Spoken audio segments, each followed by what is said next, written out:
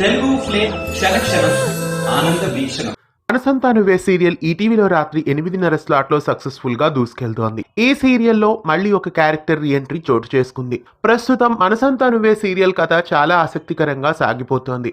ప్రస్తుతం కథలో రిషి శశిలను కన్యాకుమారి కిడ్నాప్ చేస్తుంది. కాకపోతే దమయంతి ఆ నిందని సింధు మీద వేస్తుంది. అలా సింధుని అరెస్ట్ చేస్తారు.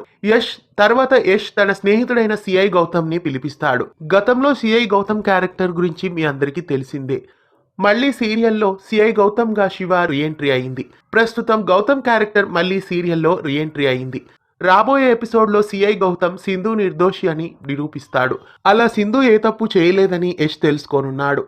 ఆ తర్వాత సింధు ఏ తప్పు చేయలేదని యష్ ఎలా రియలైజ్ కాబోతున్నాడు? ఇంతకీ యష్ సింధులు ఎప్పుడు కలవబోతున్నారు? రాబోయే ఎపిసోడ్స్లో మనసంతా నువ్వే సీరియల్ను ఈటీవీలో మిస్ కాకుండా వీక్షించండి. ఇలాంటి మరెన్నో తెలుగు సీరియల్ అప్డేట్స్ ఎప్పటికప్పుడు తెలుసుకోవడానికి ఛానల్ని సబ్స్క్రైబ్ చేసి పక్కనే ఉన్న బెల్ ఐకాన్ని యాక్టివేట్ చేయండి.